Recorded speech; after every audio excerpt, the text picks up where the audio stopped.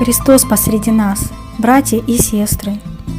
Я грешная, игуменя Олимпиада, по благословению державного Зосимы, обращаюсь ко всем с просьбой о помощи чадам РПЦ Царской империи, претерпевающим всяческие лишения, скитания и гонения со стороны безбожной власти иудейской.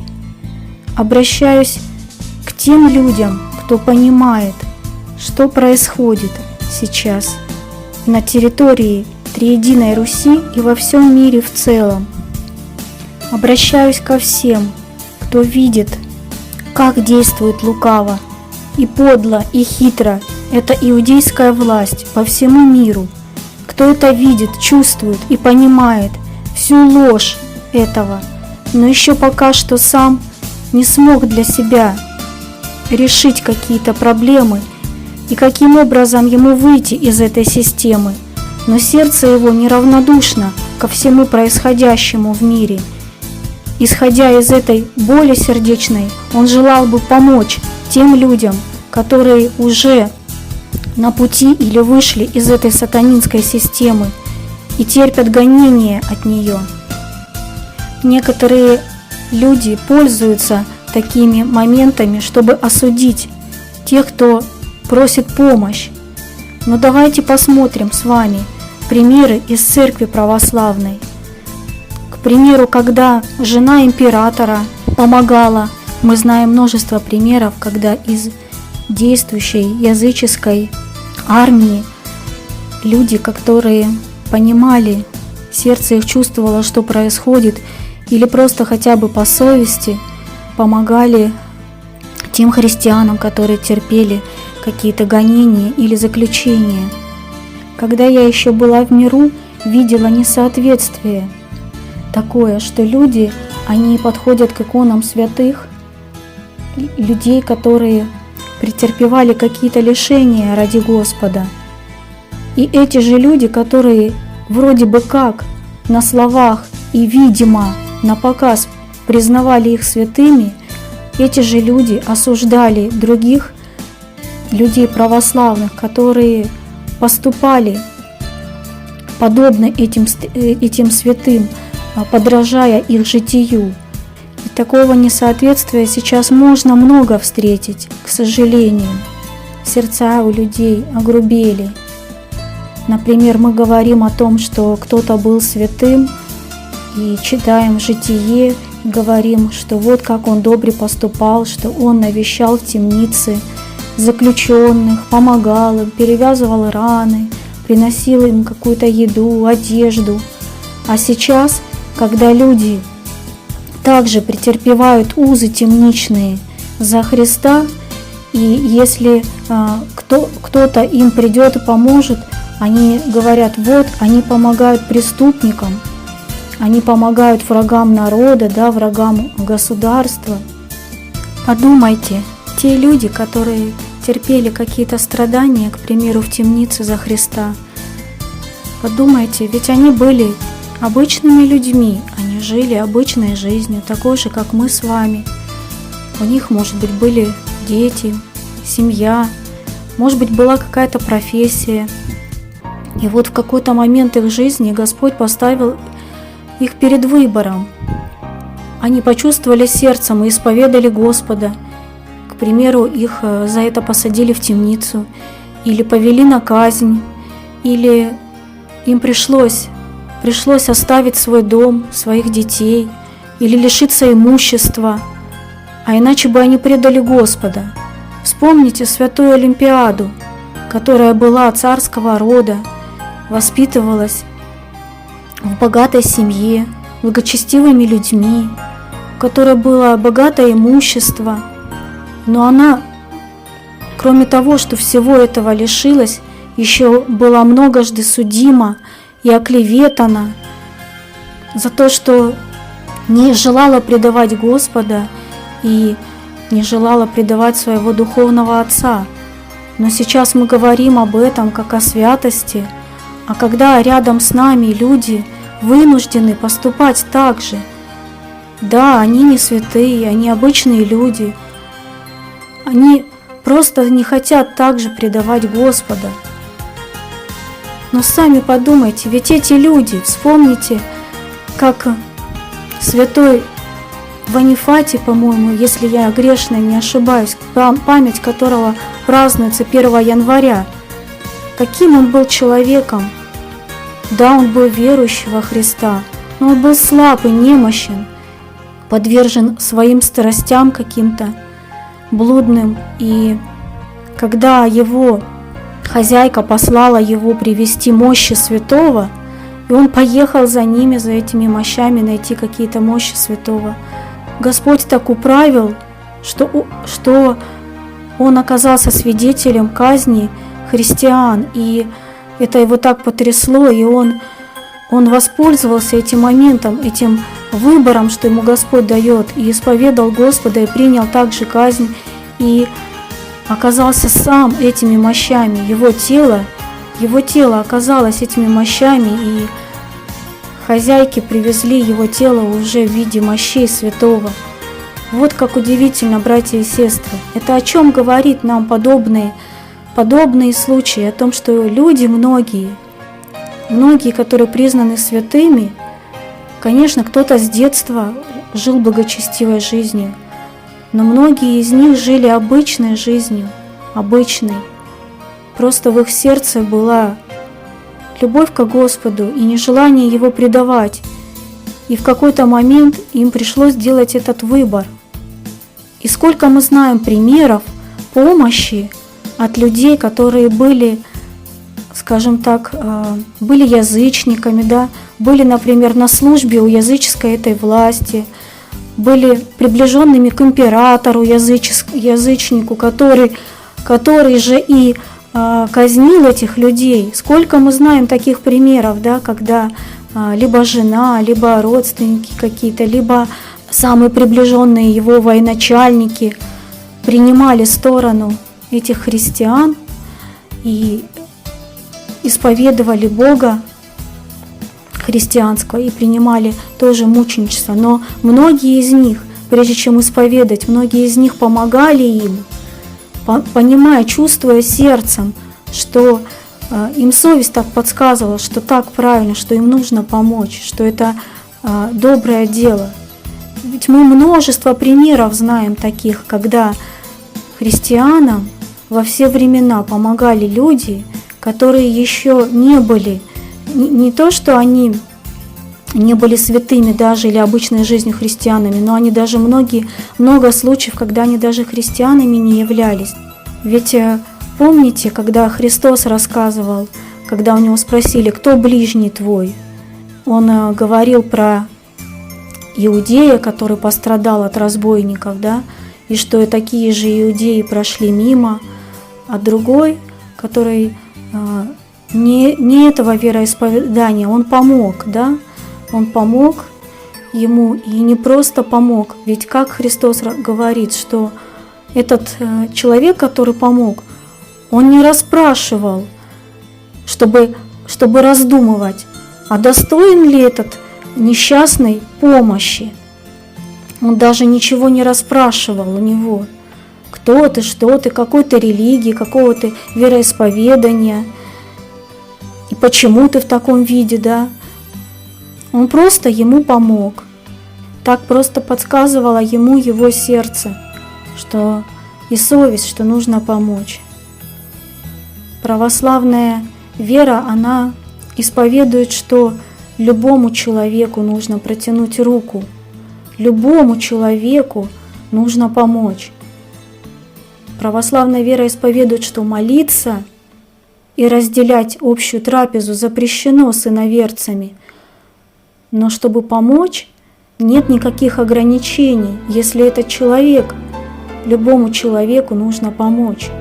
А раз так, то что здесь осудительного, если люди, которые вышли из этой системы, нуждаются в помощи и просят помощи, потому что их вынудили расстаться со своими семьями или со своим жильем, не потому, что они хотели сесть кому-то на шею, а потому, что их вынудили, им сказали, вот у вас на одной чаше весов ваш Бог, а на другой чаше весов то, что вам дорого в этом мире. И люди, несмотря на то, что им это дорого, вынуждены были отказаться от этого, чтобы не предать Бога. Да, они немощные, грешные люди, но они не могут сделать выбор в сторону предательства, никак не могут, а их за это судят, их за это гонят. И еще они вынуждены оправдываться, когда просят помощи. Почему они ее просят? Поэтому я обращаюсь к тем людям, которые понимают, что творится в мире ложь и обман, которые чувствуют сердцем, но пока что не решили для себя, как выйти из этого. Они могут послужить Господу. Господь стучится в каждую дверь. Они могут послужить Господу и помочь этим людям, тем самым помочь самому Христу. И Господь их не оставит, и Господь им поможет. Ведь эти люди, которые сейчас нуждаются в помощи, ведь это люди, которые тоже, когда были в миру, они тоже помогали. Они тоже помогали другим людям в свое время, чем могли. Каждый на своем месте. Они тоже служили, работали. Я просто призываю людей задуматься, прежде чем осуждать, к примеру, не осуждают ли они тем самым святых, уже прославленных. Ведь они же жили такой же жизнью и такие же действия, такие же поступки совершали. Но вы подходите к их иконам, преклоняетесь, рассказываете, может быть, учите своих детей, читая им на ночь жития.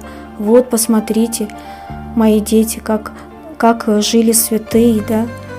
Может быть, вы преподаете на воскресной школе и рассказываете, и учите. Но когда рядом с вами люди поступают точно так же, почему-то начинают осуждать и говорить, что зачем они преступники, или зачем им должны помогать. Иоанн Златоуст, великий святой, обличающий иудейскую власть и иудействующих, особенно иудействующих в церкви православной, сколько он терпел гонений, осуждений, заключения.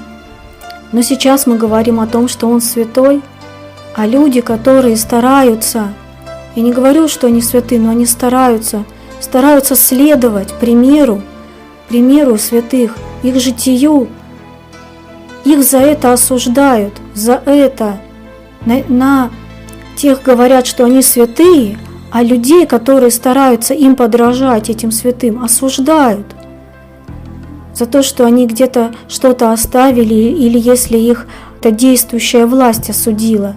Но так и тогда действующая власть осуждала и заключала в темнице. Я просто лишь хочу сказать, чтобы люди подумали, а нет ли в этом лукавства, или нет ли в этом какой-то неправды пред Богом. И почему сейчас не может быть людей, поступающих так же, как и тогда, и не только тогда, а во все времена, даже в недавнее прошлое, когда была революция, и были точно такие же люди, старающиеся не предать Господа. Многие из них были образованные, имеющие какое-то положение в обществе, состоятельные. Вспомните даже Сергея Нилуса, сколько этому человеку, высокообразованному, но любящему Господа, сколько ему пришлось претерпеть, сколько гонений, испытаний, нужды ему пришлось претерпеть. А ведь он тоже был чей-то современник. И много-много таких людей. Мы все понимаем, что таких примеров миллионы.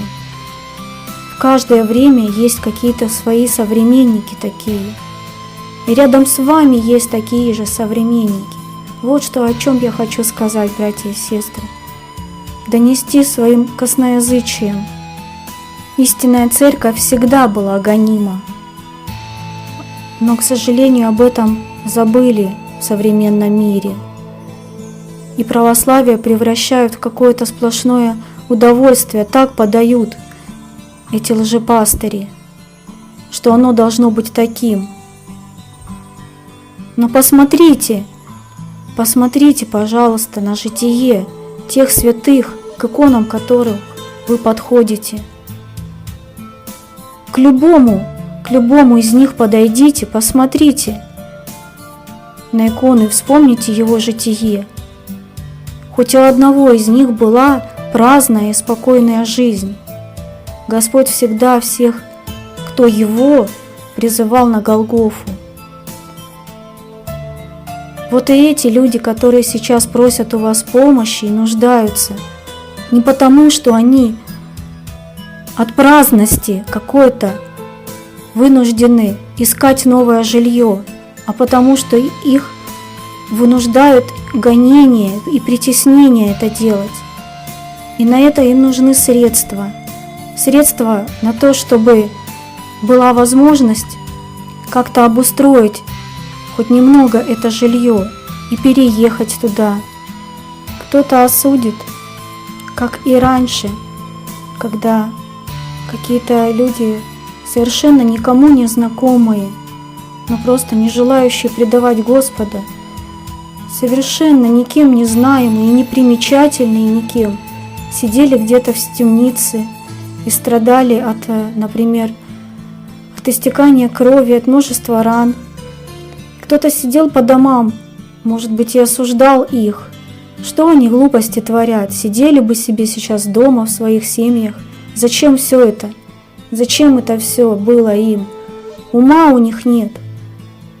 Кто-то их тогда точно так же осуждал. Осуждал, чтобы совесть свою заглушить, чтобы ничего не делать. А кто-то не думал о том, кем был человек этот в миру. Он просто знал, что там сейчас в темнице сидят христиане, которые страдают за Христа, просто люди, которые не хотят предавать Христа. Там были разные, и образованные, и необразованные. Кто-то больше грешил в жизни, кто-то меньше. Но когда их поставили к ответу: «Ты христианин», он не отрекся. И за это его посадили, и он терпел страдания. И вот кто-то осуждал, а кто-то пошел в темницу, зная даже, что им, может быть, осталось жить всего лишь там, к примеру, до рассвета, да. Но он пошел и перевязывал раны, и принес, например, воды или еды какой-то, и старался послужить ближнему и облегчить страдания. Владыка Зосима учит все принимать от Бога. И верую, что Господь не оставит чад своих. Но милосердный Господь дает возможность каждому хотя бы в 11 часу послужить. И это милосердие Божье, это милость Божья к тому, кто дает. Это милость Божья оправдаться на суде и помочь самому Господу